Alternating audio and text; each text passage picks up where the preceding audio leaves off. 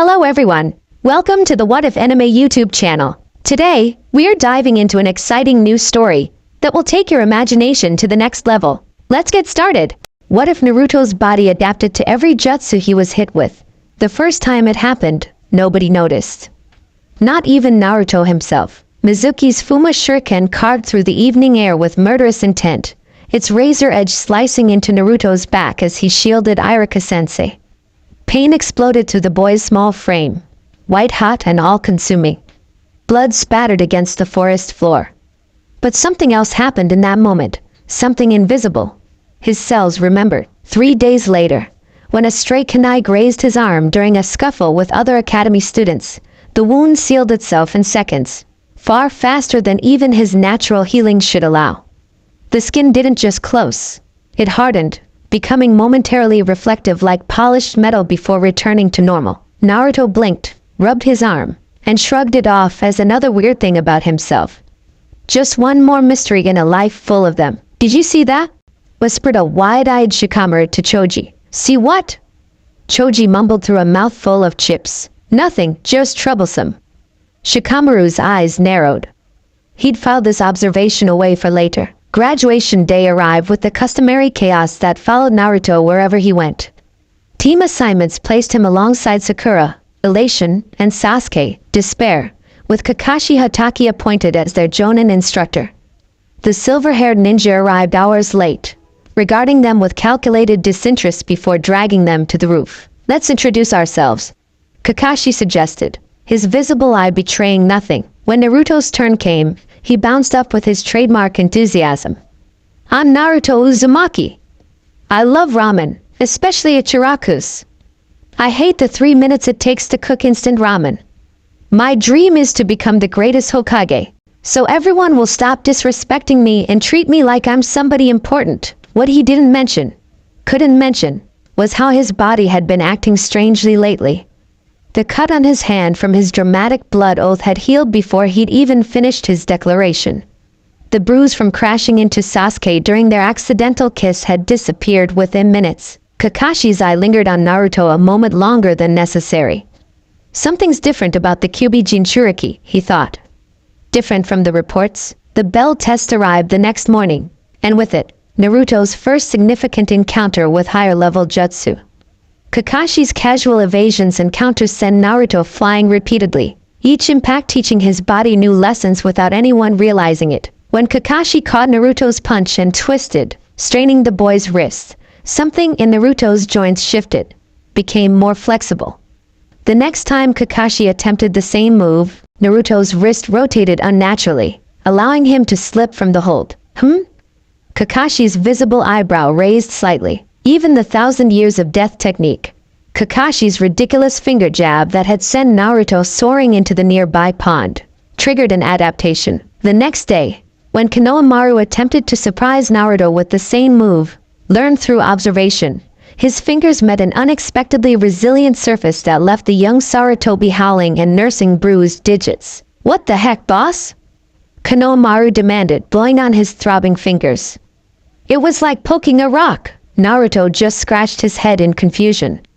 "Dunno what you're talking about, but don't try weird stuff like that again." The mission to the Land of Waves marked the beginning of Naruto's true awakening.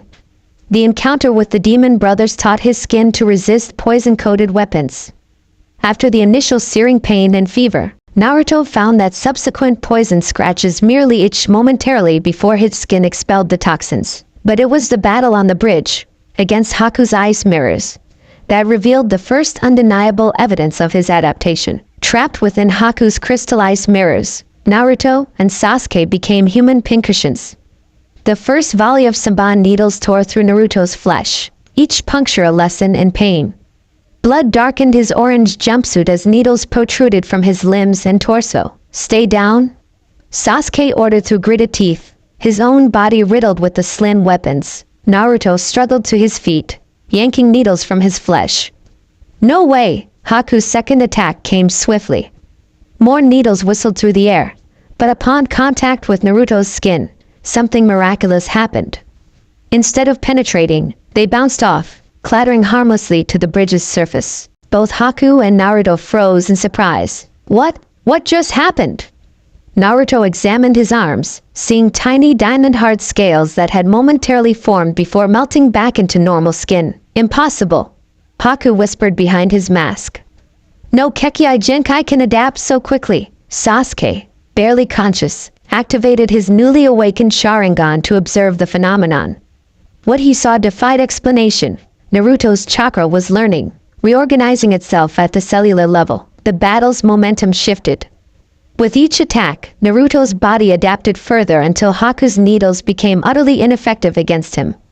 It was only the crisis of Sasuke's apparent death that pushed Naruto into accessing the Nine-Tails chakra. Overshadowing his newfound ability was something more visibly terrifying. Later, as they sailed back to the Fire Country, Kakashi observed his blonde student pensively.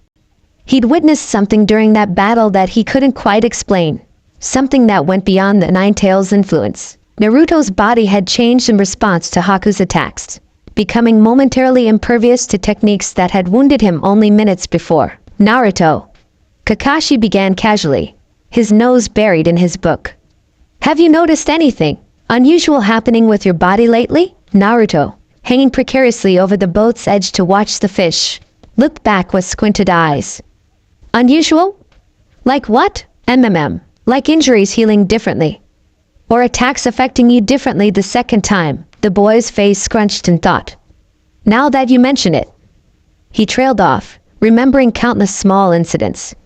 The same bully's punch that had blackened his eye one day but barely stung the next. The hot water at the public bath that scalded him initially but felt pleasant minutes later. Yeah, actually. But I figured it was just, you know. His voice dropped to a whisper as he gestured vaguely at his stomach, where the Nine-Tails seal was located. Kakashi's eye crinkled in a smile that masked his concern. Maybe. Just keep it in mind. As the boat rocked gently, Kakashi made a mental note to report this development to the Hokage. Whatever was happening to Naruto went beyond standard Jinchuriki healing. This was something new, something with implications he couldn't yet fathom. And in the deepest recesses of Naruto's mindscape, behind its cage, the nine-tailed fox watched with crimson eyes that gleamed with unexpected interest. Even the ancient Biju had never witnessed a human body evolve like this. Fascinating, the QB rumbled to itself. My little jailer is becoming something unprecedented. The Chunin exams descended upon Konoha like a summer storm, swift, intense, and potentially destructive. For Naruto Uzumaki, they would prove to be the crucible that forged his emerging ability into something the ninja world couldn't ignore. Team 7 entered the forest of death with the same brash confidence Naruto brought to everything. 5 minutes in, that confidence collided head-on with reality in the form of a massive snake that swallowed the blonde genin whole. Inside the serpent's gullet, surrounded by digestive acids that burned his skin, Naruto panicked. The pain was excruciating, like being bathed in liquid fire. His clothes began to dissolve, skin blistering as enzymes broke down his outer layers. I am not becoming snake poop today, he roared, his voice echoing in the fleshy chamber. Then something changed. The burning sensation began to lessen. His skin, initially raw and bleeding, started to harden. A translucent coating formed over his epidermis, resistant to the acid, neutralizing it on contact. Naruto didn't understand what was happening, but he seized the opportunity. With his body no longer being dissolved, he created dozens of shadow clones that expanded within the snake's body until it burst apart in a shower of gore and orange-clad duplicates. Naruto emerged, covered in slime but largely unharmed, his skin returning to normal now that the threat had passed.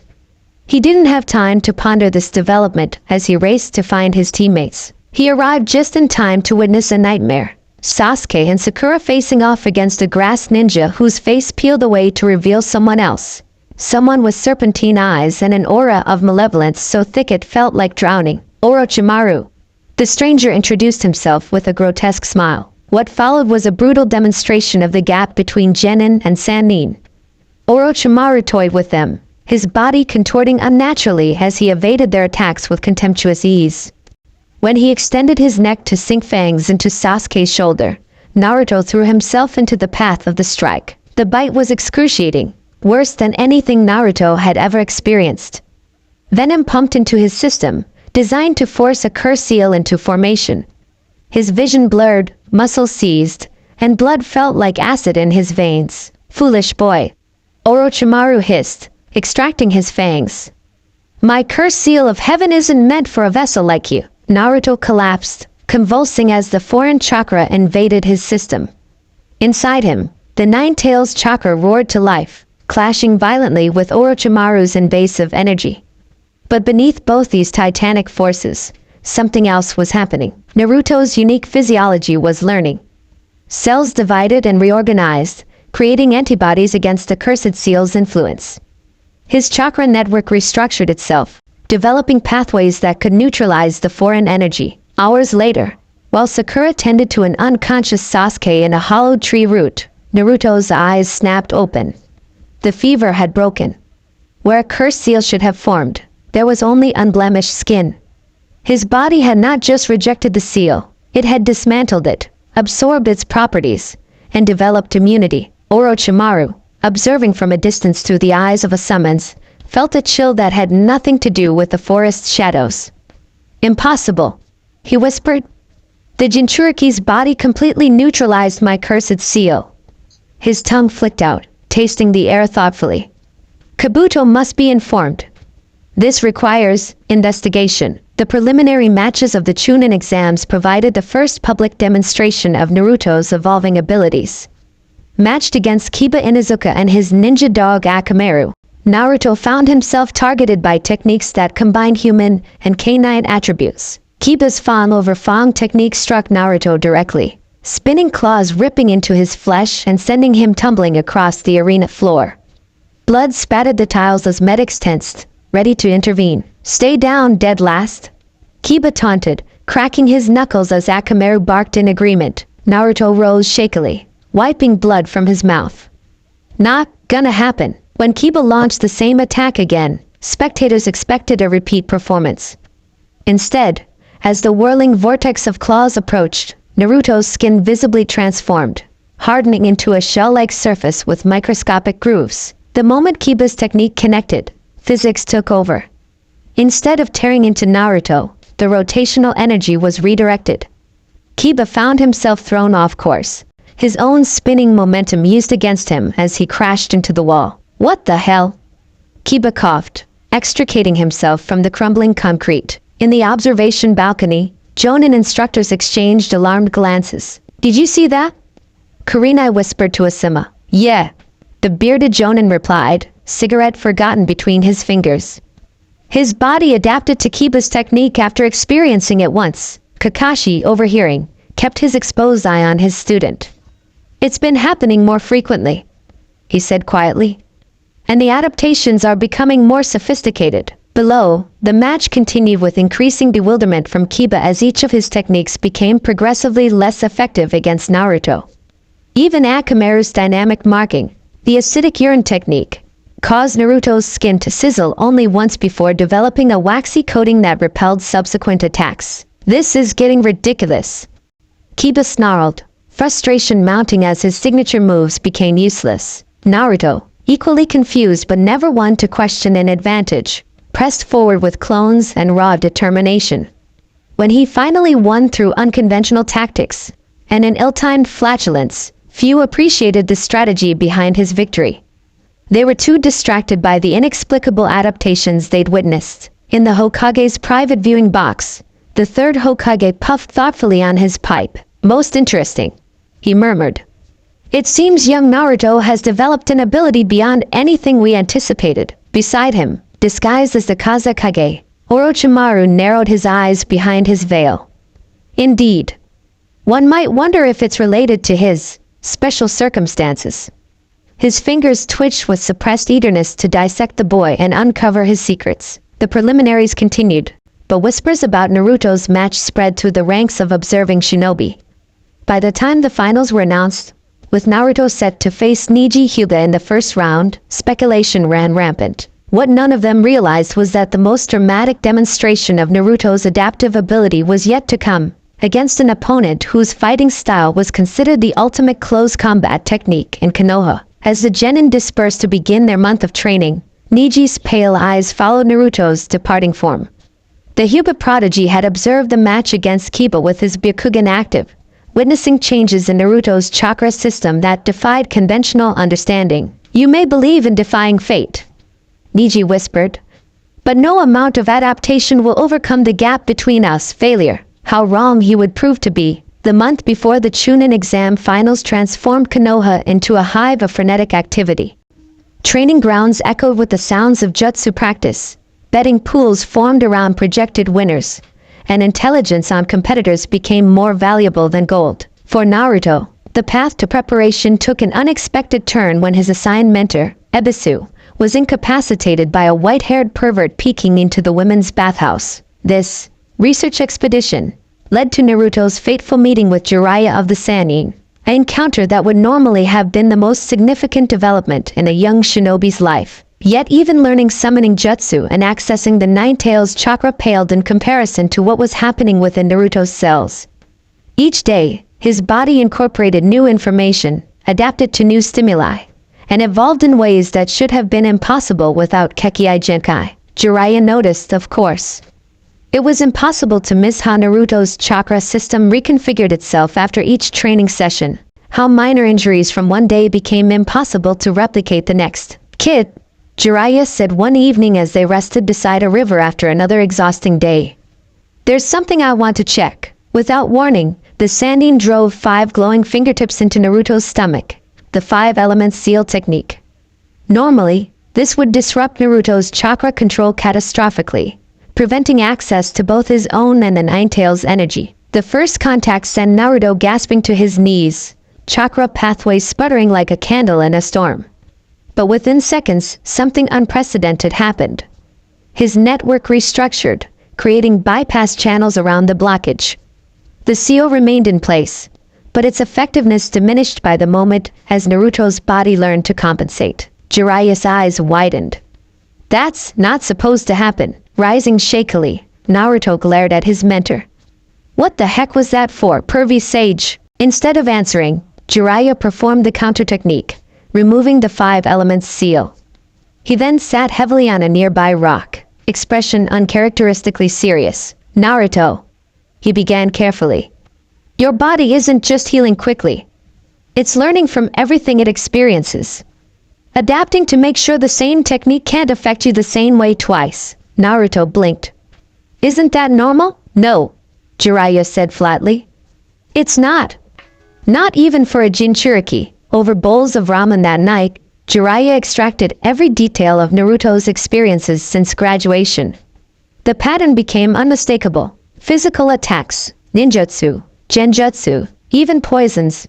Once experienced, Naruto's body developed countermeasures that activated upon subsequent exposure. "But why is this happening now?" Naruto asked between slurps. "I've been getting beat up my whole life." Jiraiya tapped his chopsticks thoughtfully. "My theory? It's a perfect storm of factors. The Nine-Tails chakra, your Uzumaki vitality, and something else. Something unique to you that was triggered when you began using chakra more actively as a genin." What Jiraiya didn't say was how terrified this made him. An adapting Jinchuriki was unprecedented, potentially unstoppable if the adaptation continued to accelerate. It could make Naruto the greatest shinobi who ever lived, or the most dangerous weapon ever created. "Can we use this?" Naruto asked, eyes bright with the tactical possibilities. Jiraiya's grim expression melted into a mischievous grin. "Against Neji? Oh yes. Definitely yes." The Chunin exam finals arrived with all the pageantry Konoha could muster. Dignitaries from across the shinobi world packed the arena stands, eager to assess the next generation's capabilities, and by extension, each village's future military strength. Naruto versus Neji was scheduled as the opening match, a decision many considered an insult to the Hyuga prodigy. Forcing the branch house genius to fight the dead last Jinchuriki seemed designed to showcase Neji's superiority rather than provide a competitive match. As the two genin faced each other in the center of the arena, the contrast couldn't have been more stark. Neji, composed and confident in his traditional attire, versus Naruto in his eye-searing orange jumpsuit, bouncing on the balls of his feet. "You should forfeit," Neji advised coldly. "Against my gentle fist, your adaptations are meaningless." I've studied your match with Inuzuka. Your body may change to resist physical damage, but my technique targets the chakra network itself. There is nothing to adapt to. Naruto's response was a wide grin. Big talk from a guy who thinks everything is predetermined. Let's see if fate scheduled you but kicking today. The match began with Niji's expected superiority. His Byakugan activated, veins bulging around eyes that could perceive the microscopic chakra points throughout Naruto's body. His first strike slipped past Naruto's guard with elegant precision, fingers jabbing into a tenketsu point near the blonde's shoulder. Pain lanced through Naruto's arm as the chakra point closed. His left side immediately felt heavier, chakra flow disrupted. The crowd murmured appreciatively at the textbook demonstration of the Hyuga technique. First point, Niji announced with clinical detachment. 63 remain. What followed was a systematic dismantling of Naruto's chakra network. Despite shadow clones and frantic evasions, Niji's superior taijutsu allowed him to land strike after precise strike. 2 points. 5. 12. 24. By the time 32 of Naruto's tenketsu were sealed, he could barely stand. His chakra network was in chaos, pathways blocked and energy pooling uselessly in his core. Even the Nine-Tails chakra struggled to circumvent the blockages. This is the difference between a failure and a genius, Niji declared, standing over his hunched opponent. No amount of hard work or unusual abilities can overcome the destiny you were born into. In the stands, Hinata Hyuga pressed trembling fingers to her lips, distressed by her cousin's cruelty and Naruto's suffering. Beside her, Kiba leaned forward with unusual intensity. Wait for it, he muttered. Wait for what? Sakura asked from his other side. Kiba glanced at her. You'll see. Below, Naruto struggled to his feet, blood trickling from his mouth where he'd bitten his tongue during a particularly brutal series of strikes. You talk a lot, he panted. For someone who's about to lose. Niji's expression hardened. Your bravado is empty.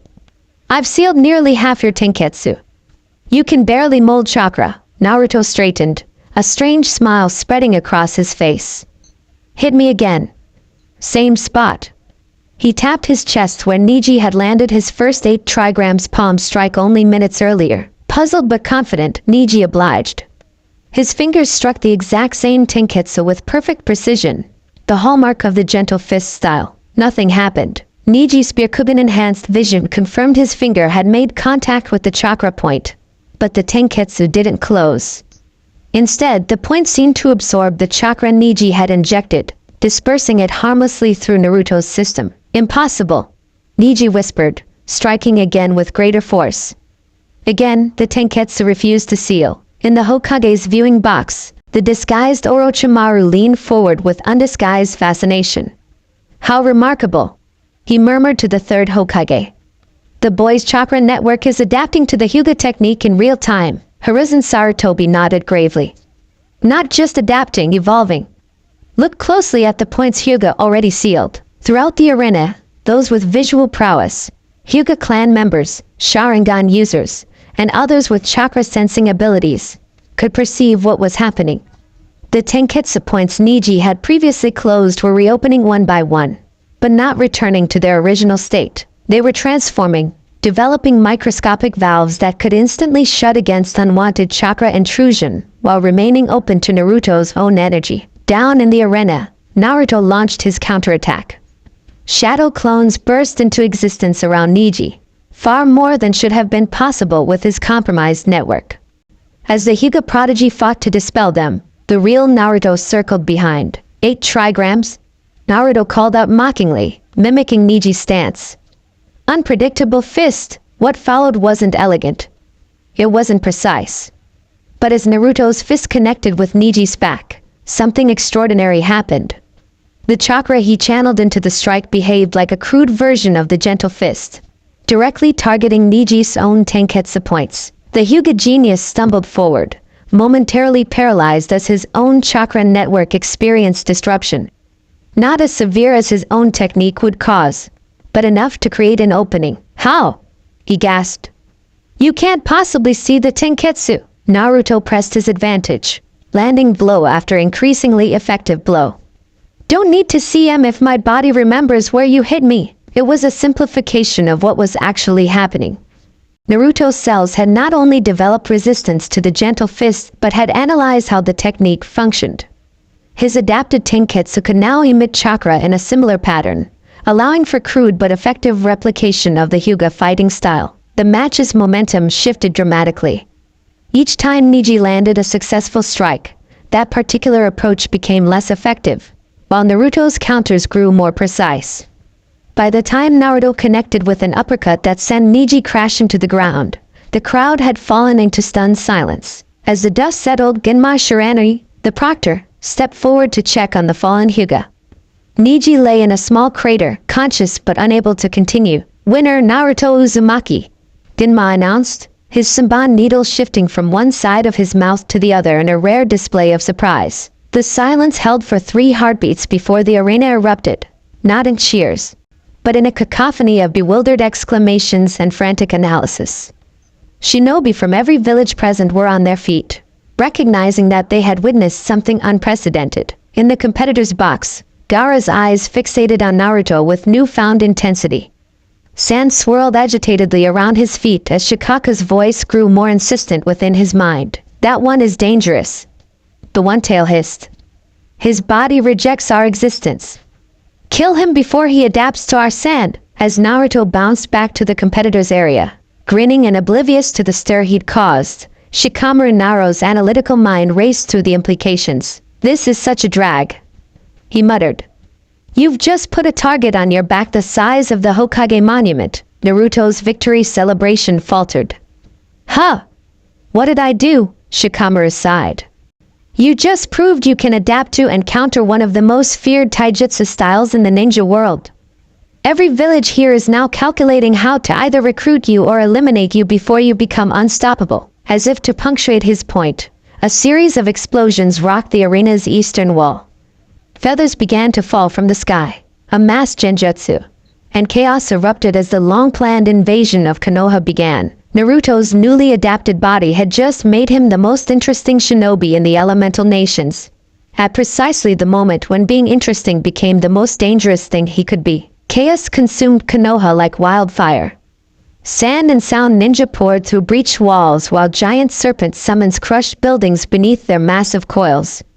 The invasion had begun, and at its center, though he didn't yet realize it, stood Naruto Uzumaki. The mass genjutsu that blanketed the arena affected most civilians and many unprepared genin, but it slid off Naruto like water from oiled cloth. His experiences with Kurenai's subtle genjutsu during training sessions had gradually altered his chakra circulation, creating micro-fluctuations that automatically disrupted external chakra attempting to influence his perception. He blinked in confusion as spectators slumped unconscious around him.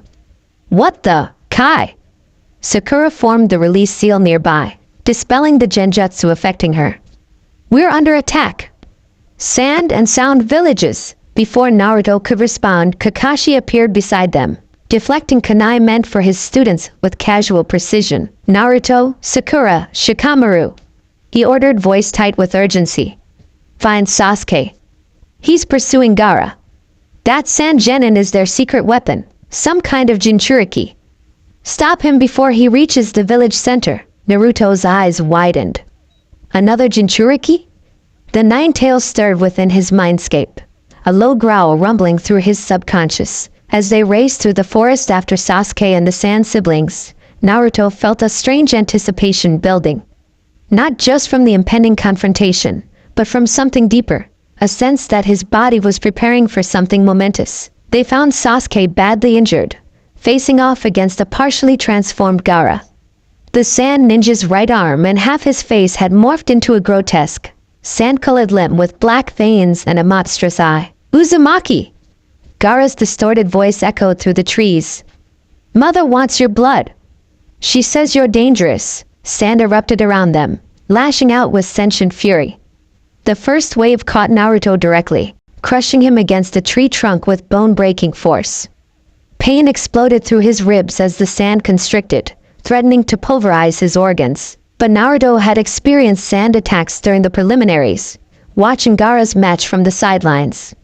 His cells remembered. The sand's crushing pressure suddenly met resistance as Naruto's skin developed a frictionless quality that caused the grains to slide against each other rather than form a cohesive crushing force. His bones, which had begun to crack, calcified rapidly, becoming temporarily denser than steel. He slipped from Gaara's sand coffin like water through a sieve, landing in a crouched position as his transformed body returned to normal appearance. "What are you?" Gaara's human eye widened in confusion and rage. Naruto straightened, rolling shoulders that had reconstructed themselves in seconds. "I'm Naruto Uzumaki, future Hokage. And you're not the only one with something special inside." What followed was a battle of evolutionary escalation. Gaara's transformation accelerated, monstrous sand flesh spreading across his body until he resembled a miniature Shikaku. Each new attack, sand bullets, air bullets, crushing waves, struck Naruto with devastating effect the first time, but only the first time. By the third exchange, Naruto was evading sand projectiles before they launched, his muscles having adapted to predict the subtle shifts in Gaara's transformed body that preceded each attack. His skin developed heat resistance when Gaara compressed sand to glass melting temperatures. His lungs adapted to filter air when Gaara attempted to suffocate him with sand inhalation. In the mindscapes of both Jinchuriki, their Biju observed with very different reactions. Shikaku raged, its madness intensified by the inexplicable phenomenon before it. "Impossible! Kill him! Kill him now before he becomes immune to us completely." The Ninetales, however, watched with calculating interest. "So this is what happens when Uzumaki vitality meets Senju adaptability and my chakra," it mused, ancient eyes narrowing. The boy is becoming something not even the Sage of Six Paths anticipated. On the battlefield, Gaara's frustration erupted in his final transformation. Sand exploded outward, forming the complete body of Shikaku, a Tanuki colossus that towered above the forest canopy. "Now I'll crush you beyond your body's ability to adapt."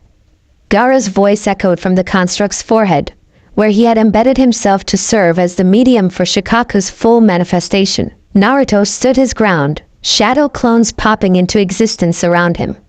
"Guess I'll have to step up too." He summoned Gamabunta, the Toad Chief, landing with ground-shaking impact beneath his feet. The massive amphibian assessed the situation with a gravelly, "Umph, kid, that's Shikaku of the Sand. Even for you, adapting to a full Biju might be too much." Naruto's response was cut short as Shikaku's first attack, a concentrated air bullet the size of a house, struck them directly. The compressed chakra-infused air detonated with the force of multiple explosive tags, sending both Toad and Summoner tumbling through destroyed forest. Blood poured from Naruto's ears and nose, internal hemorrhaging from the concussive force. His vision blurred, body struggling to process the nature of an attack unlike anything it had experienced. "One more hit like that, and I'm done," he gasped, pulling himself upright on Gamabunta's head. Inside him, the Ninetales made a decision. For the first time without Naruto's anger triggering it, the fox pushed a significant portion of its chakra through the seal, not to take control, but to accelerate Naruto's adaptation. "Don't die yet, brat," the Ninetales growled within his mindscape. "This is getting interesting." Red chakra erupted around Naruto's form, swirling and hissing as it merged with his adaptive cells. The transformation was instant and dramatic. His wounds sealed, organs reconstructed themselves, and something new happened. His body didn't just heal, it evolved. Chakra sensor nodes sprouted across his skin, invisible to the naked eye but functioning like millions of tiny pressure detectors. When Shikaku fired its second air bullet, Naruto felt it coming before it launched. The subtle shift in atmospheric density, the chakra compression, the directional intent. "Move!" he shouted to Gamabunta, who leapt sideways with surprising agility for his bulk. The air bullet screamed past them, obliterating an entire hillside in its wake. Naruto's newly formed sensor nodes analyzed the attack's composition, frequency, and impact pattern. His cells restructured, preparing countermeasures. "I need to get close enough to wake up Gaara," Naruto shouted. "One good hit should do it," Gamabunta grunted, drawing his massive tanto. "Hold tight, kid. This is gonna get rough." They charged through Shikaku's barrage, each impact less effective than the last as Naruto's body adapted with unprecedented speed. The Nine-Tails chakra accelerated the process exponentially, transforming the adaptation from defensive reaction to predictive evolution. In a final, desperate lunge, Gamabunta grappled with the sand tanuki, holding it just long enough for Naruto to launch himself at Gaara's protruding form. Time seemed to slow as Naruto soared through the air. Shikaku's defenses, layers of hardened sand, chakra barriers, wind shields, all activated simultaneously. Any single one would have pulverized the normal shinobi, but Naruto wasn't normal anymore. His body transformed in mid-flight, becoming a living countermeasure to everything Shikaku threw at him. Sand particles slid off his frictionless skin. Wind barriers parted before his aerodynamically restructured form. Chakra attacks were absorbed, analyzed, and neutralized by his evolved pathway system. He reached Gaara with his fist already cocked back, his entire body a distillation of everything he'd experienced and adapted to since becoming a genin. Wake up! His punch connected with Gaara's forehead, channeling the precise frequency needed to disrupt the jutsu maintaining Shikaku's manifestation. The sand construct exploded outward, dissolving into harmless particles as both Jinchuriki plummeted toward the forest floor. Naruto, his adaptations having consumed tremendous chakra, felt his transformations receding. His body returned to its normal state, exhaustion claiming him as they crashed through branches to the ground below. They lay there, two Jinchuriki, mirrors of possibility, staring at the sky through broken canopy. How? Gaara whispered, his voice hoarse and human again. How are you so strong? Naruto turned his head with effort, meeting Gaara's confused gaze. Because I'm not fighting just for myself. I have people who acknowledge me now, people worth protecting. Something shifted in Gaara's eyes. Understanding, perhaps, or the first fragile seed of change. Before they could speak further, Sasuke arrived with Sakura close behind. The invasion of Konoha continued elsewhere, but in this small clearing, something more significant had happened. Naruto's adaptive ability had faced its greatest challenge yet, and evolved beyond anyone's expectations. As Temari and Kankuro retrieved their brother, Naruto drifted into exhausted unconsciousness. In his mindscape, the nine-tailed fox observed the accelerated mutations with newfound respect. You might actually become interesting, Naruto Uzumaki. It rumbled. Very interesting indeed. Words spread like wildfire through the shinobi world. In smoky back rooms of hidden villages, encoded messages passed between spies. In urgent council meetings convened by alarmed Kages, the same reports circulated. A Konoha genin with an unprecedented ability to adapt to and counter any technique used against him. A Jinchuriki whose body learned from every attack, becoming progressively more difficult to harm. In Konoha, rebuilding after Orochimaru's failed invasion, Naruto found himself under intense scrutiny. Iabuyu's shadows followed him constantly, ostensibly for his protection but equally to monitor his evolving abilities. Medical teams requested samples, blood, tissue, chakra, which he reluctantly provided, hoping their research might explain what was happening to him. Your cells are extraordinary, Tsunade told him during one examination. Her honey-colored eyes narrowed in concentration as she studied a microscope slide. The newly appointed fifth Hokage had taken personal interest in his case. They possess a perfect genetic memory, storing information about every technique they encounter and developing counters almost instantaneously. Naruto, fidgeting on the examination table, scratched his head. So is it good or bad? Tsunade straightened, her expression complicated. Both. Your adaptation rate is accelerating. Techniques that once required multiple exposures to counter now need only partial contact before your body develops immunity. She hesitated. Naruto, you're becoming the perfect shinobi weapon, perhaps too perfect. The implications hung heavy in the sterile air of the hospital room. But I'm still me, right? Uncertainty crept into his voice for the first time. I mean, I'm not turning into some kind of monster? Tsunade's expression softened. She placed a hand on his shoulder, green medical chakra pulsing gently. Not for healing, but for reassurance. You're still you, brat. Just a rapidly evolving version, but her confident words masked deeper concerns. In private meetings with Jiraiya and the village elders, the discussions took darker turns. His chakra signature is changing, Jiraiya reported grimly. It's developing properties I've never encountered. Not purely human anymore, but not Biju either. Something new. Hamura adjusted his glasses with a trembling hand. The other villages are watching. Kumo has doubled their border patrols near Fire Country. IWA has reactivated retired Hunterine squads. They fear what he's becoming. And what is he becoming? Koharu demanded, her ancient voice sharp. Tsunade slammed her palm on the table, cracking the solid oak. He's becoming a target. Every village wants to either kidnap him for study, or eliminate him as a threat. And frankly, I'm not sure we can protect him indefinitely. Not if his abilities continue progressing at this rate. Jiraiya's next words fell like stones into still water. We need to get him out of the village. The training journey I proposed, it needs to start immediately. For his protection and Konoha's, the decision came swiftly. Naruto would leave with Jiraiya that night.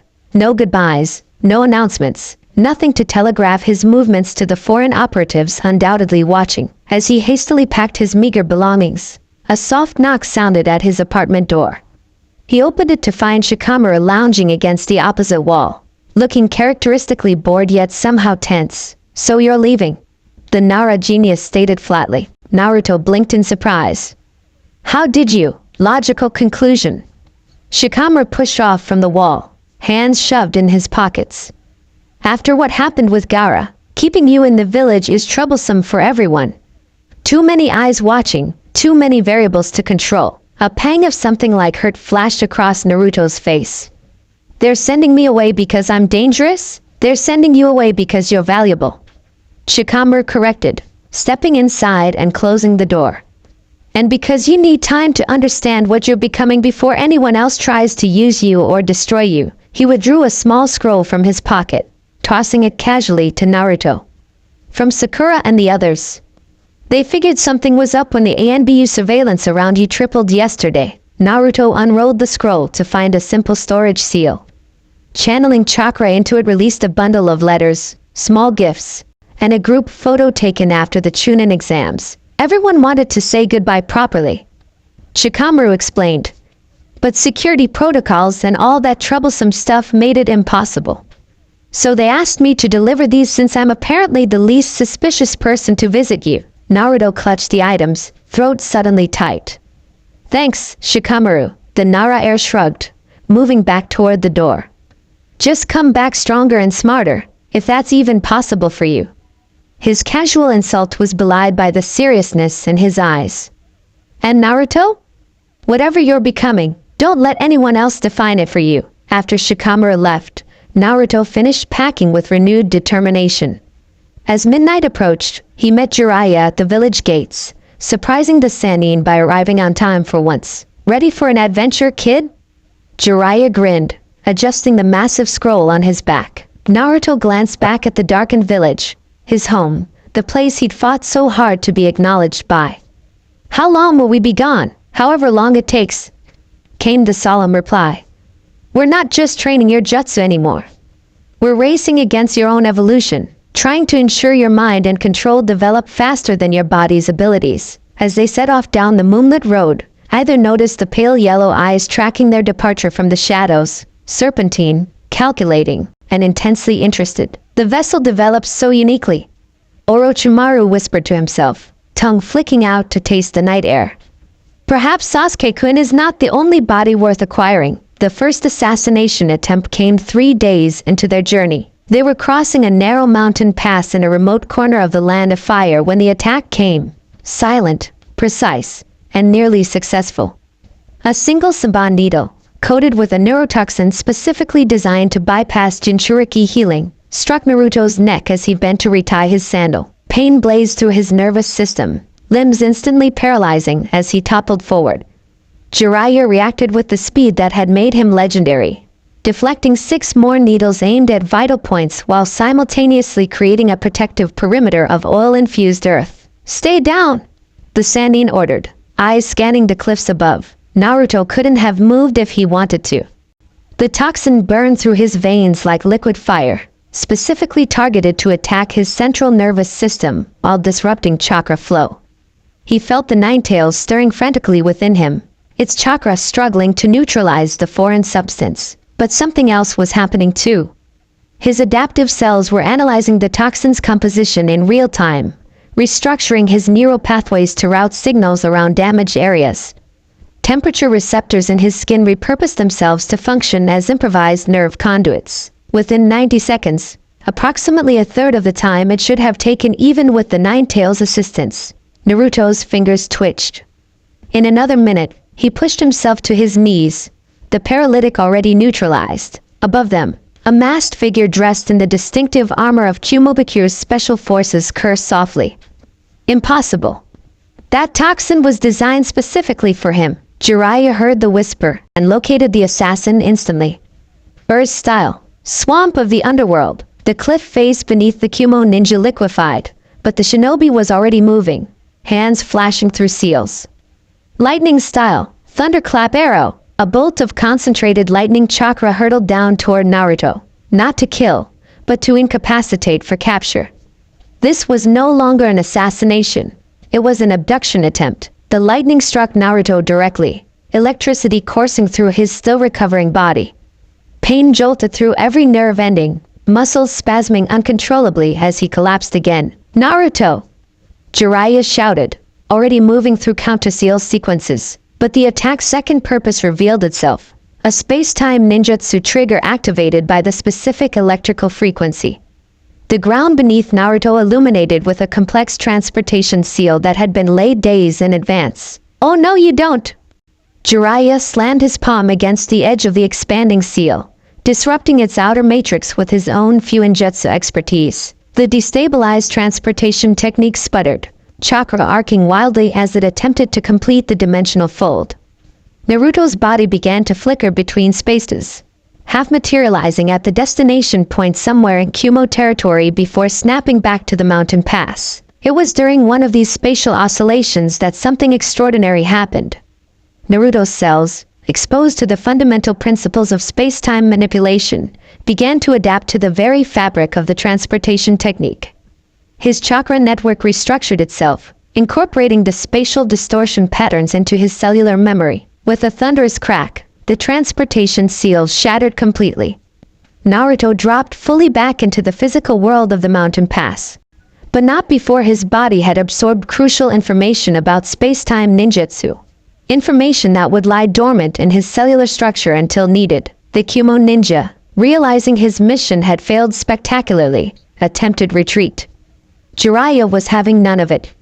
A quick summoning brought forth Gamma Hero, who intercepted the fleeing shinobi with a massive webbed hand. I believe, Jiraiya said coldly as he approached the captured ninja, that we need to have a conversation about respecting international boundaries and not kidnapping Konoha shinobi. Hours later, after the Kumo ninja had been thoroughly interrogated and dispatched back to his village with a very explicit warning sealed into a scroll, and more permanently, into his psyche courtesy of Jiraiya's less pleasant techniques, teacher and students sat beside a small fire in a secluded cave. They had your genetic samples, Jiraiya explained grimly. Collected during the Chunin exams, apparently. They've been analyzing your adaptation ability and designed that toxin specifically to bypass it. Naruto, fully recovered but subdued, poked at the fire with a stick. So they're already figuring out ways to counter my counters? That's the thing about adaptation. Jiraiya sighed. It's a race, your evolution against their innovation. And right now, every major village is dedicating research to understanding how you work. The gravity of the situation settled over Naruto like a physical weight. So I'll never be safe? Jiraiya's expression softened. Not until you're strong enough that attempting to capture or kill you becomes more trouble than it's worth. That's why this training journey isn't just about mastering the Nine-Tails chakra anymore. It's about teaching you to control and direct your adaptations consciously instead of just reacting. Naruto's head snapped up, eyes wide. I can do that, theoretically. Jiraiya pulled out a small notebook filled with complex fuinjutsu diagrams. Based on what happened today with that transportation jutsu, your body doesn't just adapt to damage, it integrates functional principles of the techniques used against you. If we can teach you to access that knowledge deliberately, he trailed off, letting the implications hang in the flickering firelight. I could become the ultimate jutsu archive. Naruto whispered, both awed and unsettled by the possibility. Or the ultimate counter-shinobi, Jiraiya corrected solemnly. And that, Naruto, is why everyone wants you there as an ally or eliminated. You're becoming something the ninja world has never seen before. As they settled in for the night, additional protective seals glowing softly around their shelter, Naruto stared at his hands in the dim light. They looked the same as always, callous from training, slightly dirty from travel, but he knew better now. Inside those ordinary-looking hands, extraordinary changes were taking place at the cellular level. His body was evolving, adapting, becoming something beyond human but still fundamentally himself. I won't let them use me, he promised silently. Whatever I'm becoming, it'll be on my terms. Within his seal, the nine-tailed fox observed his host's determination with ancient, calculating eyes. Interesting indeed, it murmured. The perfect vessel evolves. The first year of training with Jiraiya transformed Naruto in ways visible to anyone who knew him.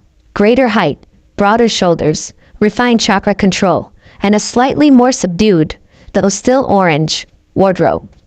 But the most significant changes occurred at a cellular level, invisible to the naked eye yet revolutionary in their implications. Again, Jiraiya commanded, hurling 3 different elemental techniques simultaneously, a fireball, a water bullet, and an earth spike, toward his student. Naruto stood his ground, eyes closed, focusing inward on the cellular memories his body had accumulated. Instead of letting instinct dictate his adaptations, he consciously directed the process. Fire resistance spreading across his chest, water displacement properties forming over his right side, stone-breaking density concentrating in his left leg. The attack struck home, but instead of being thrown backward, Naruto remained standing, each element neutralized by his targeted adaptations. Better!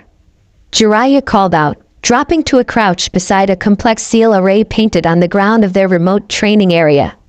But you're still taking micro damage before the adaptations kick in. We need to push toward predictive adaptation, not just reactive. Naruto opened his eyes, sweat beading on his forehead from the intense concentration required. It's hard to predict when I don't know what's coming. That's exactly the point. Jiraiya countered, activating the seal with a pulse of chakra. Instantly, the training ground transformed into a randomized attack system, launching techniques from unexpected angles at unpredictable intervals. Real enemies won't announce their jutsu.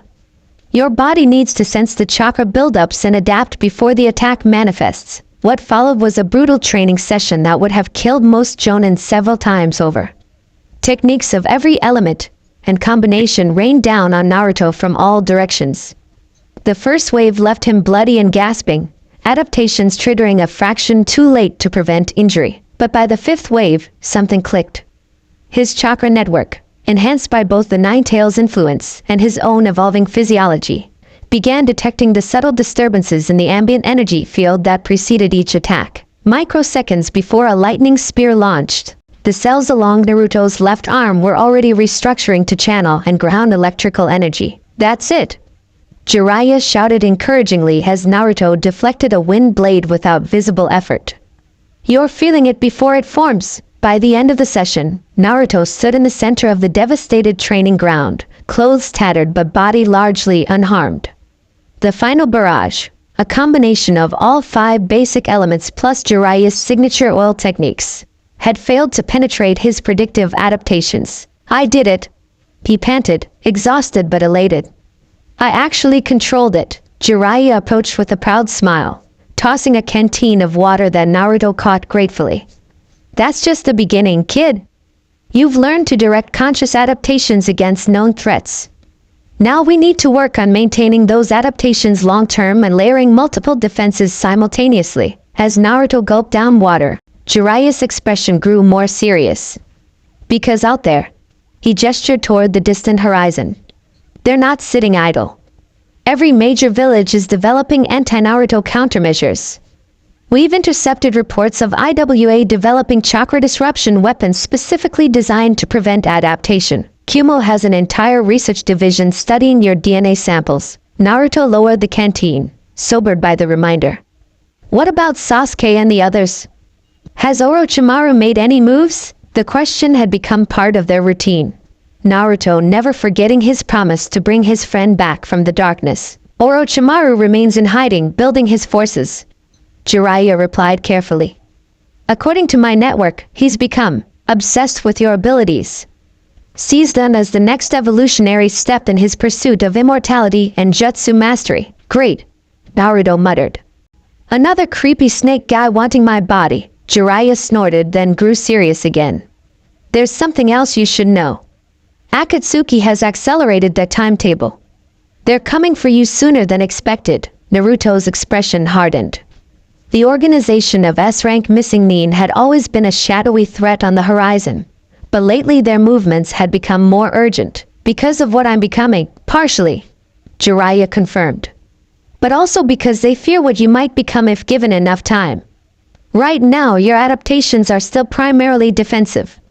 But we've seen hints of offensive integration, your body learning to not just counter techniques but repurpose them. It was true. During recent training, Naruto had unexpectedly expelled a blast of chakra that mimicked the lightning nature of an attack he'd defended against days earlier. The phenomenon had shocked both student and teacher, evidence that his adaptations were evolving from simple immunity to actual technique assimilation. We need to accelerate your training, Jiraiya decided, already modifying the seal array for their next session. Starting today, we focus on deliberate technique absorption. If your cells can learn jutsu to exposure, we're going to exploit that systematically. 6 months later, in a different remote location, this time a desolate coastal region where water country met the open ocean, Naruto stood atop churning waves, his chakra control perfect as massive water spouts erupted around him. Water style, water dragon bullet. The massive liquid serpent formed from the ocean itself, coiling around Naruto before striking toward a boulder-sized target hundreds of meters away. Upon impact, the dragon exploded with concussive force, reducing the rock to rubble. Naruto hadn't used hand science. He hadn't molded chakra in the traditional sense. He had simply remembered. His cells recalled being struck by the same technique during a training session 3 weeks prior, storing not just the defense against it but the fundamental water manipulation principles that made it possible. Jiraiya observed from the shoreline, expression caught between pride and concern. Impressive. Your water manipulation is approaching Jonin level. Despite that not being your natural affinity, Naruto released the technique, walking calmly across the water's surface back to his mentor. At 16, he had grown significantly, lean muscle replacing childhood softness, his movements displaying the fluid economy of a seasoned fighter rather than the hyperactive bouncing of his Genin days. It's getting easier, he admitted, dropping to sit cross-legged on the beach. At first, accessing the cellular memories was like trying to read a storage scroll in the dark. Now it's becoming intuitive. Like the knowledge was always there, Jiraiya nodded thoughtfully. That's what worries me. Your rate of jutsu assimilation is increasing exponentially. Techniques that once required multiple exposures to absorb now need only a single contact. A comfortable silence fell between them as they watched the sun setting over the distant horizon. After nearly 2 years of constant training and movement to avoid pursuers, teacher and student had developed an understanding that transcended words. It's time, isn't it? Naruto finally asked, voice quiet but resolved. Jiraiya sighed, running a hand through his wild white mane. Yes. We've delayed as long as we can. Konoha needs you back. The political situation is deteriorating. Akatsuki is making bolder moves. And Sasuke. He hesitated. What about Sasuke? Naruto's head snapped toward his mentor, instantly alert. Intelligence suggests Orochimaru is preparing for his body transfer technique. The 3-year deadline approaches. Naruto's jaw tightened, his eyes momentarily flashing crimson. Then we leave tonight. Jiraiya shook his head. Not that simple, kid. We can't just walk back into Fire Country. Every major village has Hunter-nin squads specifically tasked with intercepting you if you appear. We've managed to stay under the radar so far by constantly moving and using my network to spread false information about your location. So what's the plan? The Sanin's expression turned grim. We create a diversion so dramatic that everyone looks in the wrong direction, then slip into Konoha through channels so secret that even most ANBU don't know they exist. Naruto raised an eyebrow. What kind of diversion? Jiraiya's answering smile held no humor. The kind where I leak information that you've mastered a technique so dangerous it threatens the balance of power among all 5 great nations. But that's not TR. Naruto stopped mid-sentence, eyes widening in realization. Oh indeed, Jiraiya confirmed. Your adaptation ability has reached the point where it's not entirely a lie. The question isn't whether you could master such techniques, but whether you've chosen to. Naruto's expression grew solemn. Throughout their journey, despite the growing power at his disposal, he had remained fundamentally himself, determined to protect others rather than dominate them, to earn acknowledgement rather than force it. Will it work? He asked finally. It has to, Jiraiya replied, already drafting the first misleading message in his mind. Because the alternative is fighting our way through every ambitious ninja who wants to make their reputation by capturing or killing the legendary adaptive shinobi. 3 days later, the rumor mill of the ninja world exploded with reports that Naruto Uzumaki had been spotted in Earth Country, demonstrating a self-created technique that combined elements of the second Hokage's Flying Thunder God and the fourth's Rasengan into something capable of decimating entire battalions instantly. Every major village scrambled to verify the information, dispatching elite teams toward the reported location. Tension between nations spiked as accusations of harboring or pursuing the adaptive weapon flew in all directions, and in the ensuing chaos, a seemingly ordinary merchant and his apprentice slipped quietly into Fire Country through a series of underground tunnels that hadn't appeared on any map since the founding of Konoha itself. Their destination, a village in turmoil, a Hokage desperate for reinforcements, and a former teammate on the verge of losing his body and soul to a serpent's ambition. Dawn broke over Konoha, painting the carved faces of the Hokage monument in hues of gold and amber. The village had changed during Naruto's absence, new construction intermixing with old architecture, scaffolding around a partially expanded outer wall. More shinobi patrols than he remembered. Security's tighter, Naruto observed quietly as he and Jiraiya, still disguised as merchants, approached the main gate. 3 ANBU on the rooftops, sensor ninja at both checkpoint stations. Jiraiya hummed agreement, expression hidden behind a fake beard. Political climate's tenser than we anticipated. The diversion worked too well. Created an international incident that's put everyone on high alert. They presented falsified papers to the Chunin guards, who scrutinized them carefully before allowing them entry. Only when they were safely inside Jiraiya's old apartment, sealed with privacy jutsu so powerful they distorted the very air, did they drop their disguises. Home sweet home. Naruto sighed, stretching muscles tense from maintaining altered cellular structure for days. His transformation technique had evolved far beyond simple illusion. He could actually reshape his physical form at the molecular level, altering height, weight, and even chakra signature. Don't get comfortable, Jiraiya warned, already sending a coded message to the Hokage via a small messenger toad. We need to. The apartment door exploded inward, reduced to splinters by a single chakra-enhanced punch. Through the dust stepped Tsunade, amber eyes blazing with equal parts relief and fury. 2 years, she growled, stomping forward as both men instinctively backed away. 2 years of sparse intel, cryptic messages, and international incidents. Do you have any idea what your little diversion has caused? IWA is mobilizing its forces. Kyumo has placed bounties on both your heads. The daimyo is breathing down my neck about controlling Konoha's assets. She stopped directly in front of Naruto, who prepared for a punishing blow. Instead, she pulled him into a bone-crushing hug. And you, she murmured, voice suddenly thick. Look how you've grown. When she released him, her clinical gaze assessed the changes 2 years had wrought. Naruto stood taller now, his frame lean but solid. The whisker marks on his cheeks seemed deeper, more defined. But the most significant change was in his eyes, still bright blue and determined, but with a calm depth that spoke of hard-won wisdom. We need to talk, Tsunade said, turning serious. All of us. Now, the Hokage's office had been cleared of all personnel except for Shizen and a single ANBU captain with a bare mask. Tsunade activated seals that shimmered briefly along the walls, floor, and ceiling.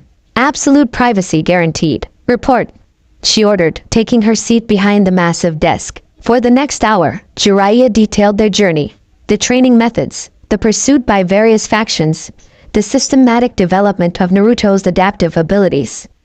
Tsunade listened without interruption, her expression growing increasingly grave. When he finished, she turned to Naruto.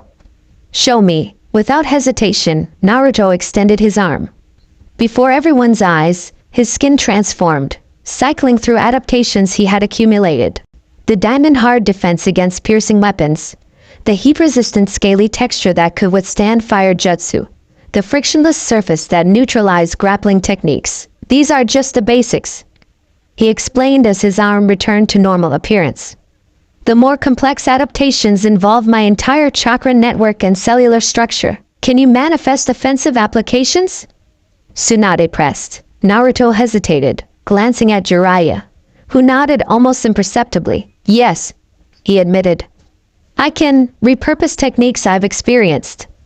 Not just copy them like the Sharingan, but integrate their fundamental principles into my body's natural functions. To demonstrate, he focused briefly. His right palm began to glow with chakra that shifted colors, from red to blue to yellow to green, as he cycled through elemental natures his cells had absorbed from various attacks over the past 2 years. I don't need hand signs anymore, at least not for techniques I've fully integrated. My cells remember the exact chakra flow patterns required. The ANBU captain shifted slightly, the only indication of his shock. Tsunade leaned back in her chair, fingers steepled. The implications are significant. Medical applications alone could revolutionize how we treat chakra-related injuries. She fixed Naruto with an intent gaze. But that's not why you rush back now, is it, Sasuke? Naruto confirmed, expression hardening. Orochimaru's body transfer window is approaching. We need to find them before it happens. That's not our only crisis. Tsunade countered. While you've been gone, Akatsuki has become increasingly active. They've captured the Jinchuriki of the Five Tails and nearly caught the Seven Tails. Every indication suggests they're accelerating their timetable. Jiraiya nodded grimly. Because of Naruto. They've realized his adaptation ability makes him more dangerous the longer they wait. Shizen, who had been taking notes, looked up sharply. But why return to Konoha at all? Wouldn't staying mobile be safer? Because nowhere is truly safe anymore. Jiraiya replied. The number of pursuit teams has doubled every month for the past year. Missing Nin, bounty hunters, village-sanctioned hunter Nin, specialized capture squads. Everyone wants the adaptive shinobi. We've been running so long we're leaving adaptation markers in our wake. Adaptation markers? Tsunade frowned. Environments changed by my presence. Naruto explained. Plants that develop resistance to being trampled. Water that retains chakra signatures longer than normal. Even the air itself becomes more chakra conductive where I spend significant time. It's like my adaptation ability affects everything around me to some degree. The implications hung heavy in the suddenly silent room. You're still evolving. Tsunade realized, voice barely above a whisper. Not just adapting to specific threats, but fundamentally changing what you are at a biological level. Naruto nodded, uncharacteristically solemn. That's why we came back. I need to be where people know me, where my friends can remind me who I am, even as what I am keeps changing. The vulnerability in his admission struck Tsunade deeply. Behind the growing power and abilities remained the heart of the boy who had once declared his dream of becoming Hokage to protect everyone. Very well, she decided. Effective immediately, you're reinstated as a Konoha shinobi with special status. There, she addressed the ANBU captain. Assemble a security detail of our most trusted operatives. Those with absolute loyalty to Konoha above any clan or personal allegiance. The masked ninja bowed and vanished in a flicker of movement. As for Sasuke, Tsunade continued. We have intelligence on a possible Orochimaru hideout in Northern Fire Country. I was planning to dispatch a team tomorrow. Who? Naruto asked eagerly. Your old classmates. Those who've advanced to Chunin and Jonin in your absence. You'll be shocked how they've grown. Naruto's heart leapt. When do I see them? The answer came not from Tsunade but from the window behind her, which exploded inward in a shower of glass as a green blur rocketed into the office. Naruto Kiyuen! The flames of youth have returned to Konoha. Rock Lee stood in the center of the room, fist punched triumphantly skyward, tears already streaming down his face. Before anyone could react, the door burst open as well, revealing more familiar faces. Shikamaru, Niji, Kiba with a now massive Akamaru, Sakura, and Tenten. Subtle as always, Lee. Niji sighed, arms crossed. Sakura pushed past him, green eyes wide as she took in Naruto's transformed appearance. "You idiot," she whispered, voice catching. 2 years without a word? Then she was hugging him fiercely, the strength in her arms a testament to her training under Tsunade. When she pulled back, her expression shifted to the clinical assessment of a medical ninja. "Your chakra network," she began, sensing the changes with her enhanced perception, "is completely unrecognizable." Finished Niji, Byakugan activated. "It's nothing like what I fought in the Chunin exams. The pathways have multiplied, restructured.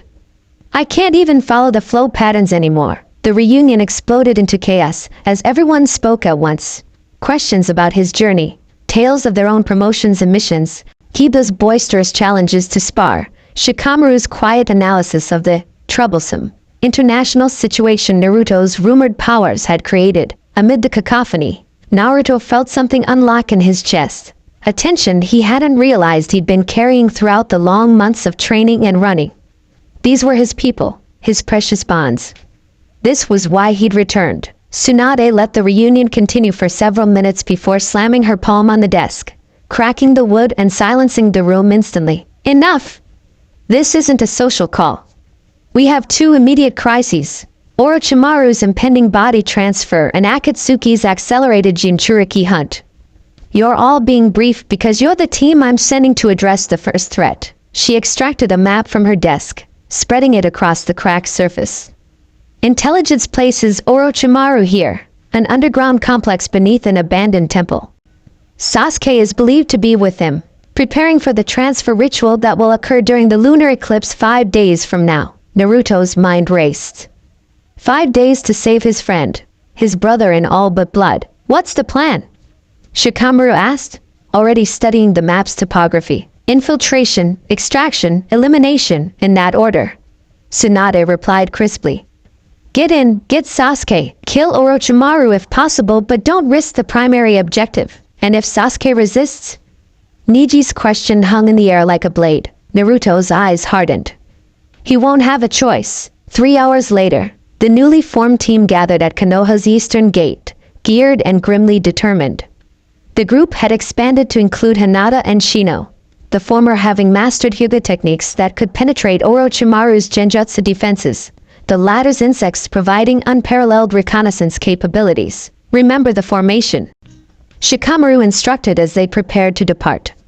Now a Jonin tactical specialist, he'd spent the intervening hours crafting a strategy that maximized their strengths. Hinata and Niji on perimeter scan, Shino's insects for advanced recon, Sakura and Leah's our forward strike team, Kiba and Akamaru tracking any escapes, Tenten providing ranged support, and I'll coordinate from the tactical center. He turned to Naruto. "You're our trump card, the variable they can't plan for. Your role is simple. Get to Sasuke before the transfer begins, no matter what stands in your way." The unspoken understanding passed between them. Naruto's adaptive abilities made him the only one who could potentially break through Orochimaru's defenses against conventional shinobi. As they shot through the trees, moving with the synchronized precision that marked Konoha's elite teams, Naruto found himself flanked by Sakura and Hinata. "We should know what to expect," Sakura said quietly, her voice carrying only to those immediately nearby. "What are your current adaptations? How have they evolved?" It was the practical question of a medical ninja preparing for a mission, but Naruto sensed a deeper concern beneath it. He'd left as their unpredictable comrade. He'd returned as something possibly inhuman. "I've integrated resistance to most elemental techniques," he replied frankly.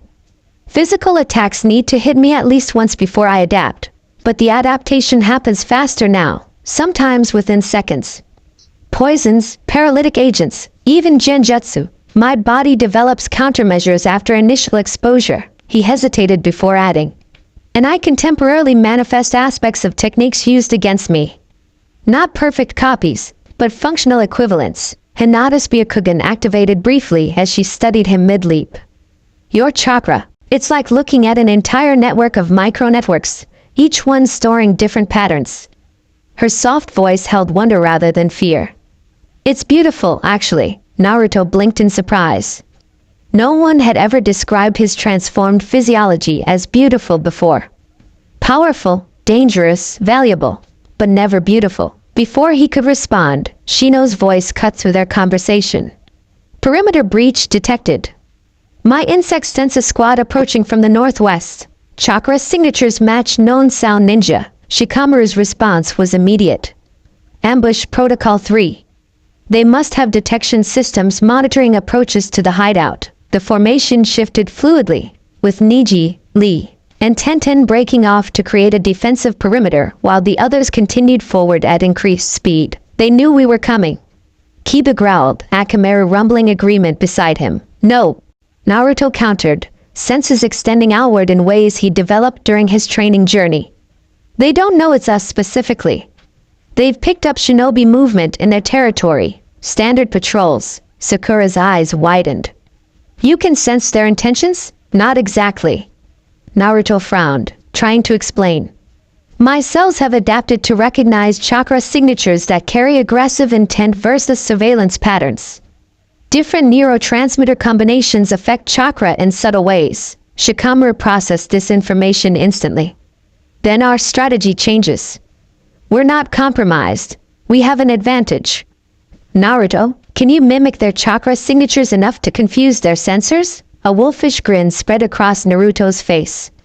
During their journey, Jiraiya had subjected him to every chakra pattern he could find precisely for scenarios like this. Give me 30 seconds with one of them, and I'll become invisible to their detection grid. The plan formed with the rapid-fire efficiency that had made Team Shikamaru legendary during Naruto's absence.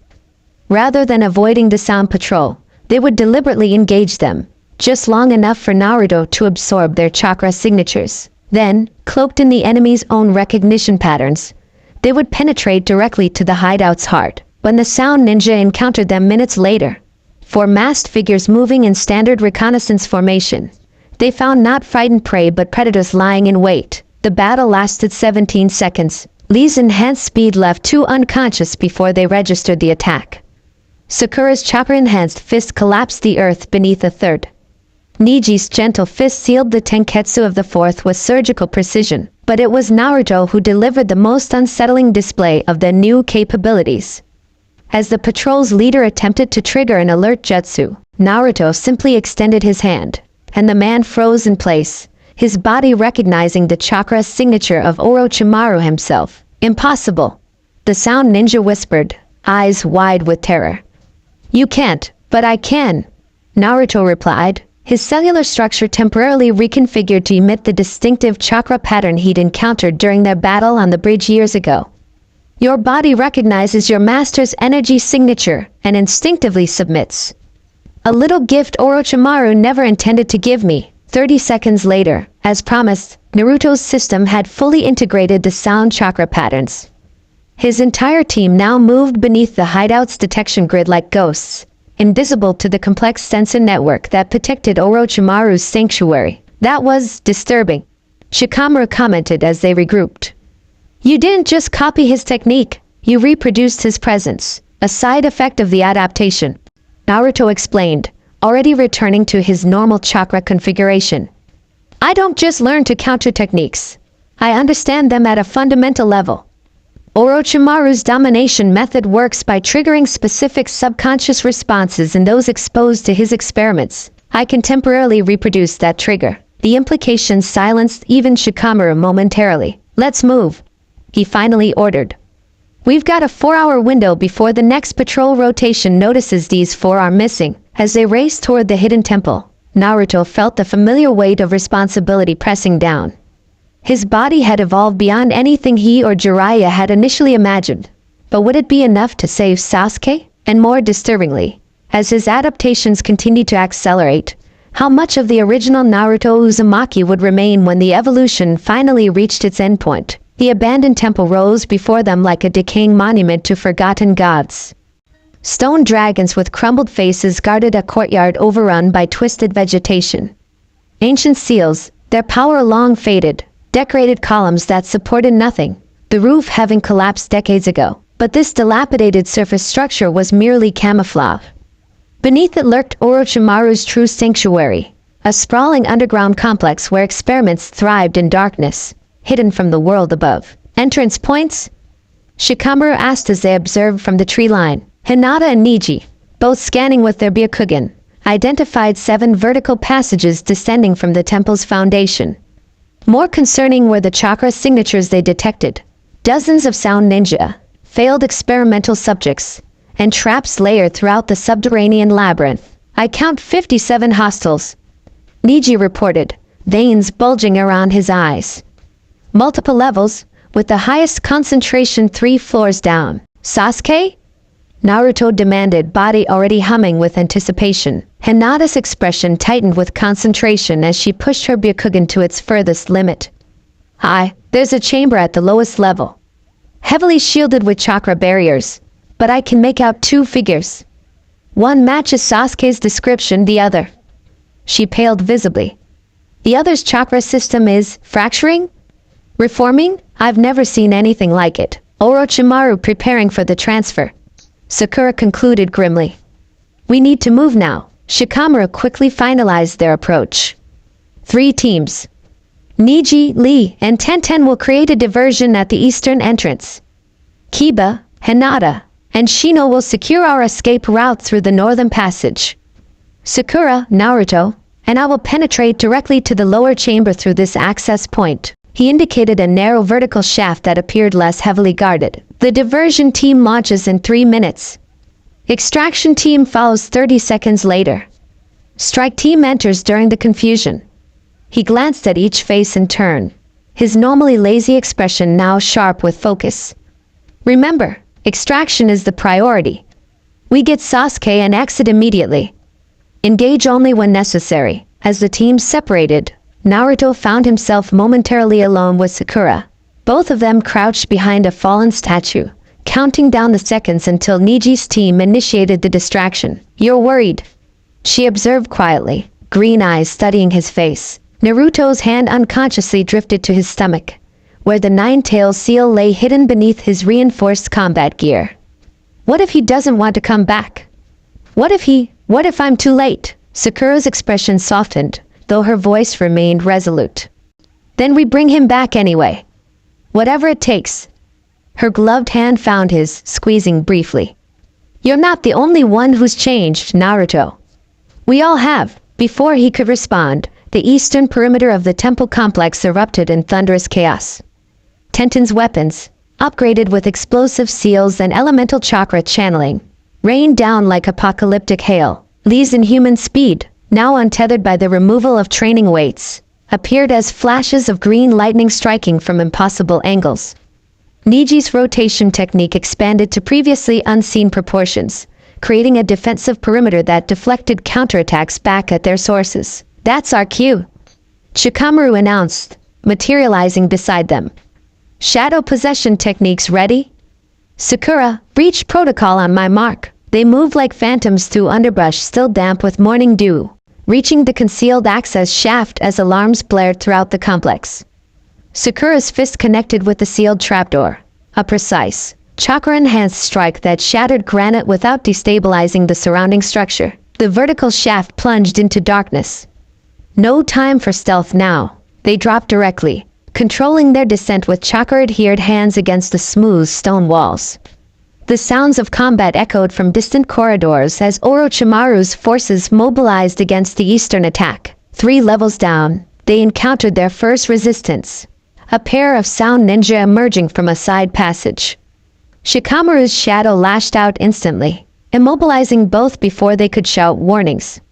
Sakura delivered precision nerve strikes that ensured unconsciousness without killing. 50 meters ahead, she whispered, following Shikamaru's pre-memorized map of Hinata's Byakugan Recon. Large chamber, then the descending spiral to the lowest level. The large chamber proved problematic, a central hub through which multiple corridors converged, currently occupied by a defensive squad establishing a perimeter.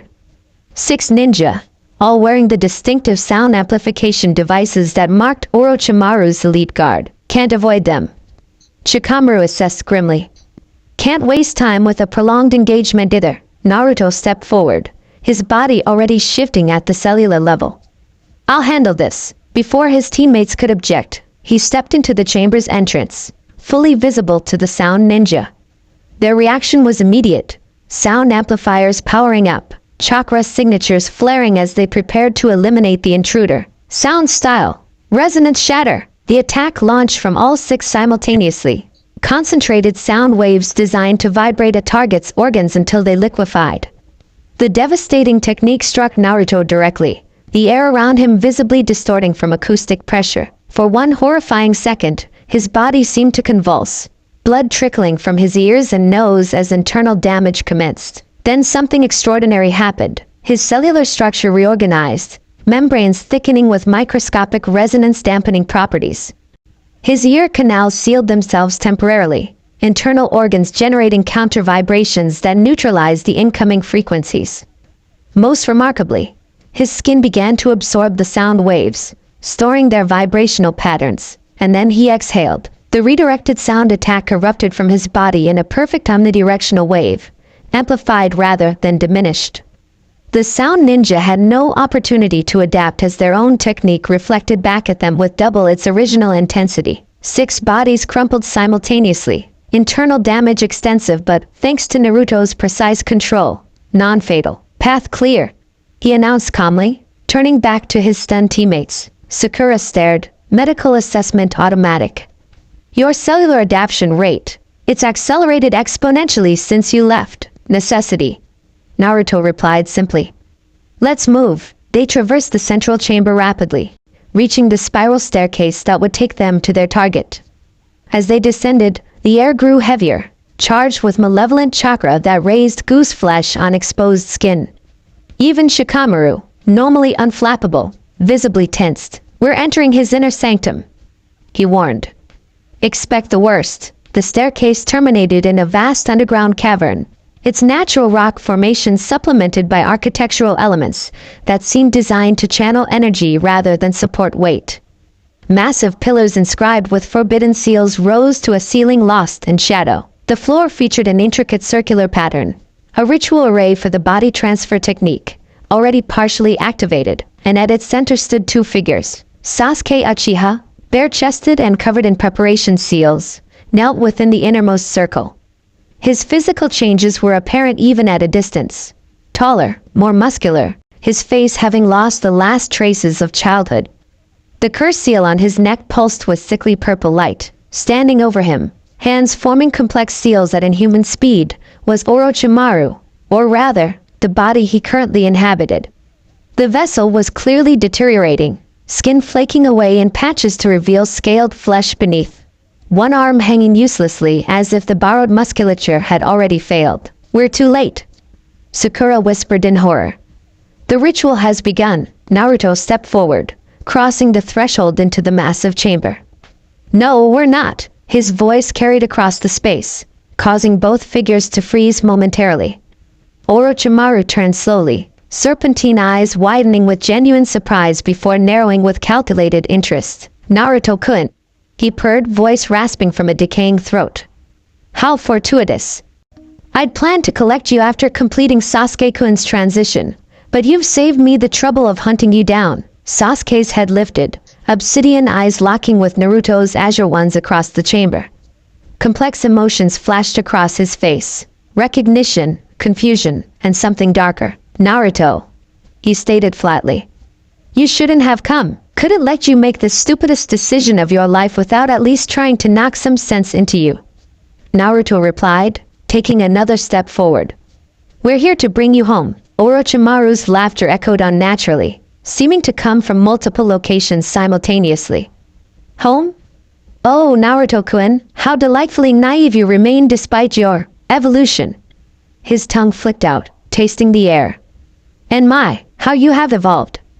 Your cellular structure radiates adaptation. Every molecule screams transformation. Without warning, the Sannin's neck extended with impossible elasticity, his head shooting toward Naruto with fangs bared. The same attack that had delivered Sasuke's curse seal years ago. Naruto didn't dodge. The fangs sank deep into his shoulder, venom pumping directly into his bloodstream. Orochimaru's triumphant hiss transformed into confusion as his teeth became stuck, unable to retract from flesh that had instantaneously hardened around them. "I've been waiting for this," Naruto growled, grabbing the extended neck with both hands. 2 years planning exactly what would happen when you tried to sink your teeth into me again." Orochimaru's eyes widened in sudden comprehension and fear. Naruto's adaptation wasn't just defensive this time.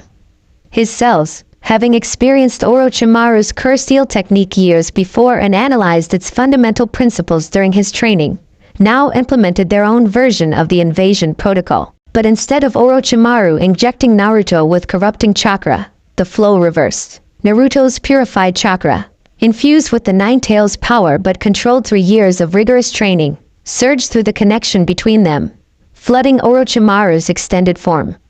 The adaptive energy targeted the very chakra pathways the Sannin used to maintain his body-hopping immortality technique. "What are you doing?" Orochimaru shrieked, his body convulsing as foreign chakra invaded his system. "Impossible! You're not the only one who can repurpose Jutsu," Naruto replied grimly, maintaining his iron grip despite the violent thrashing of the serpent's neck. "My cells remembered what your curse seal tried to do to me, and figured out how to reverse engineer it." As Shikamaru and Sakura engaged the sound ninja now pouring into the chamber from secondary entrances, Naruto continued his unprecedented assault on Orochimaru's very existence.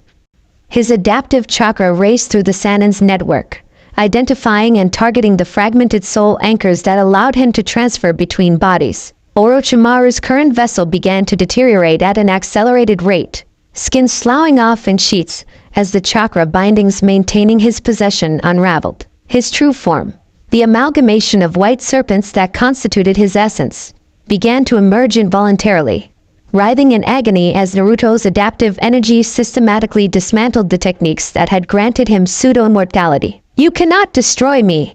the Sannin howled, voice distorting as his physical form destabilized. "I am immortal! I am evolutionary perfection!" "No!" Naruto countered, his own body glowing with the combined power of his natural energy and the Nine Tails' contribution. "You're just a footnote in someone else's evolution." With a final surge of power, Naruto completed his adaptive counter technique. The white serpents that comprised Orochimaru's true form began to calcify from within, their unnatural chakra systems overwritten by Naruto's adaptive energy.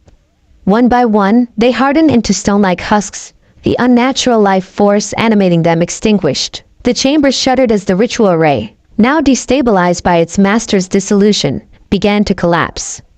Overhead, stone groaned as structural integrity failed. "We need to move!" Shikamaru shouted, dispatching the last of the defending sound ninja with his shadow strangulation technique. Sasuke remained kneeling in the center circle, apparently stunned by the rapid destruction of the man he'd sacrificed everything to join. As the ritual seals painted on his body began to fade, their sustaining chakra source now vanishing, he looked up at Naruto with an expression caught between rage and bewilderment. "You," he began, struggling to find words. "What have you become?" Naruto approached slowly, the last of Orochimaru's calcified serpents crumbling to dust behind him. "Still just Naruto. Still your friend. Still keeping my promise to bring you home." Sasuke's eyes narrowed, then flared crimson as his Sharingan activated. He scanned Naruto's transformed chakra network with growing disbelief. "Your chakra, it's nothing like before. It's not even human anymore." "Maybe not entirely," Naruto acknowledged, extending a hand toward his former teammate. "But my heart is." "Come home, Sasuke. Orochimaru can't give you the power to defeat Itachi anyway. He was dying, desperate. That's why he needed your body now." The chamber's ceiling began to collapse in earnest, massive chunks of stone plummeting around them. Sakura appeared at Naruto's side, green healing chakra already pulsing from her palms. "Decide now, Sasuke," she demanded, the authority in her voice matching her growth as a kunoichi. "With us or buried here with Orochimaru's legacy." Something shifted in Sasuke's expression.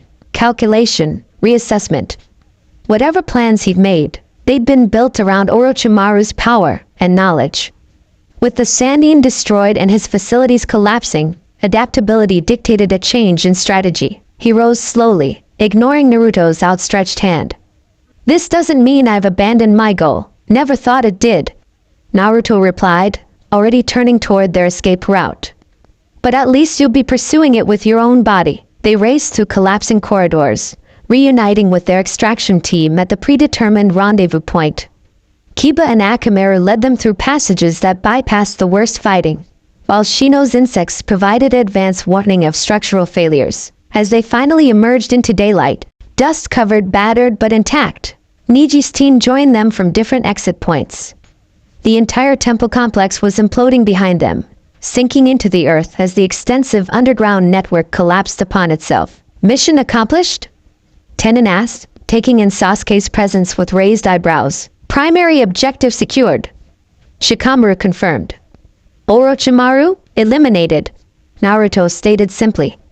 The full implications of what he'd done, not just killing a Sannin but fundamentally unraveling the techniques that had granted him longevity, hadn't fully registered yet. As they began the journey back to Konoha, formation adjusted to place Sasuke at the center with multiple guards. Naruto found himself processing what had just occurred. His adaptation ability had transcended simple defense or even technique assimilation. He had adapted specifically to counter Orochimaru's immortality jutsu, developing a counter technique that targeted the very foundations of the Sannin's existence. The disturbing question lingered: how far would his adaptations go?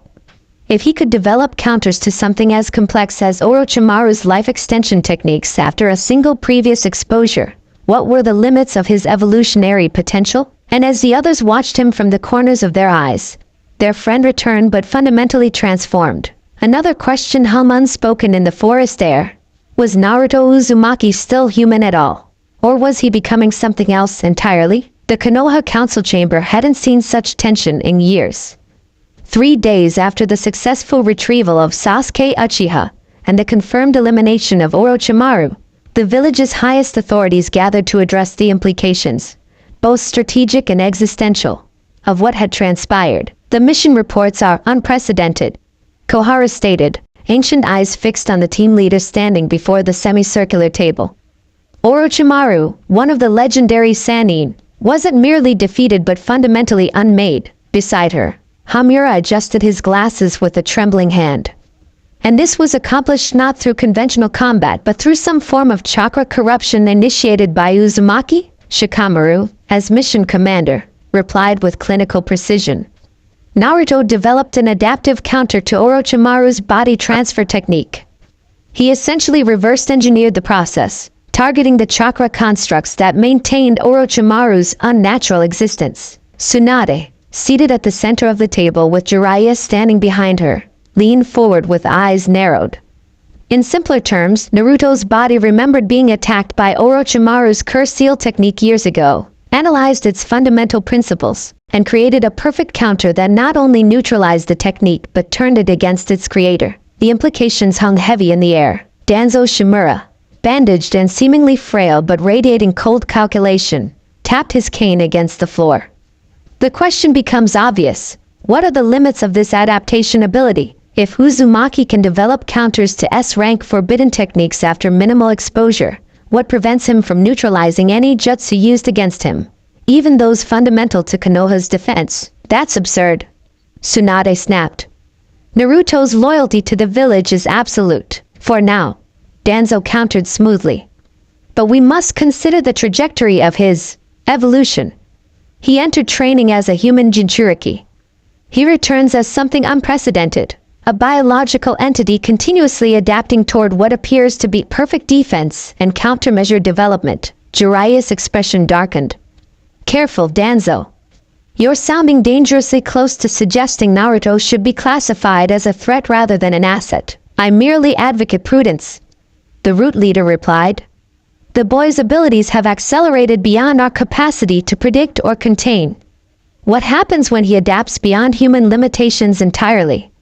When his very consciousness evolves beyond human concerns and loyalties? Outside the chamber, seated on a bench in the waiting area, Naruto heard every word despite the privacy seals activated around the council room.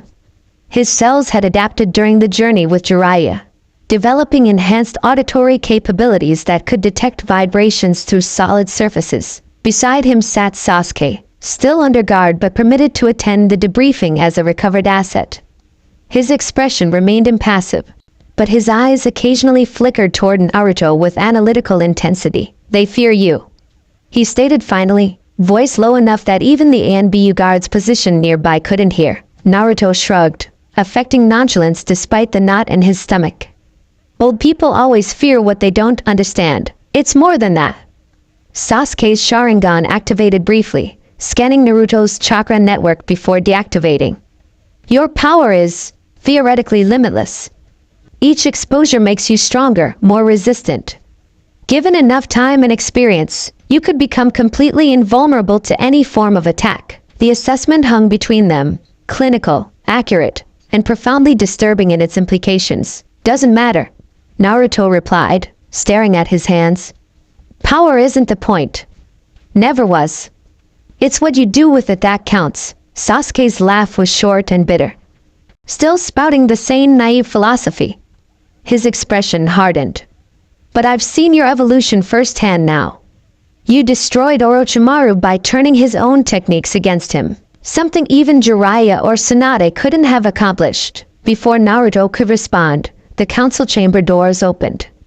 Tsunade emerged, her expression tight with controlled anger, followed by Jiraiya and Shikamaru. "Decisions?" Naruto asked, rising to his feet. "Mix," Tsunade replied grimly.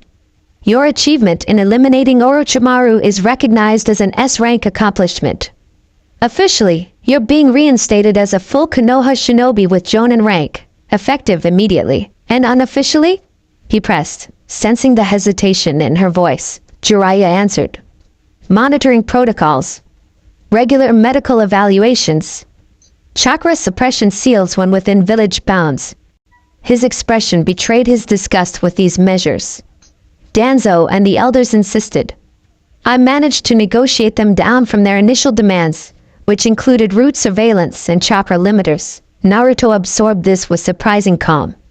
"They're afraid I'll keep changing, becoming something they can't control. Will you?" Sasuke's question cut through the tension, direct and unvarnished. All eyes turned to Naruto, whose face reflected momentary uncertainty before resolving into determination. "I'm still me," he insisted. "Whatever my body becomes, my heart, my Nindo, stays the same. I still want to protect my precious people. I still want to become Hokage." Tsunade's expression softened slightly. "For what it's worth, I believe you. But perception matters in politics. We need to reassure the village, and our allies, that your abilities aren't a threat." Further discussion was interrupted by a Chunin messenger arriving at speed, scroll in hand. "Hokage-sama! Urgent intelligence from the Northern Border Patrol." Tsunade broke the seal, scanning the contents rapidly. Her face paled. "Akatsuki. They've been spotted moving toward Fire Country in force. At least 4 members, including Itachi Uchiha." Sasuke went rigid, killing intent flaring briefly before he mastered it. "Their target?" Jiraiya demanded, though they all knew the answer. Tsunade's eyes lifted to Naruto. "Intelligence suggests they've accelerated their timetable significantly following reports of Orochimaru's defeat. They're coming for the Nine Tails, and apparently willing to commit unprecedented resources to secure it immediately." The strategic implications were clear. Akatsuki had realized that Naruto's adaptation abilities were making him progressively more difficult to capture. Each passing day reduced their chances of success. "How long?" Shikamaru asked, mind already calculating defensive formations. 3 days at most until they reach our borders. Decision crystallized in Naruto's eyes. "Then I need to be ready." He turned to Sasuke, whose expression had darkened at the mention of his brother. "And so do you." The training ground lay in ruins, trees splintered, earth cratered, the very air charged with residual chakra from the intense exchange. At its center stood 2 figures, facing each other across the devastated landscape. "Again," Naruto demanded, breathing heavily but otherwise unmarked despite the brutal assault he'd just endured. 20 meters away, Sasuke straightened, sweat dripping from his chin as he fought to regulate his breathing. The curse seal on his neck pulsed with suppressed energy, not eliminated by Orochimaru's defeat but fundamentally altered, now responding to Sasuke's will rather than external corruption. "What's the point?" he growled, frustration evident. You've already adapted to the Chidori. I could hit you directly, and you just absorb or redirect the electrical energy.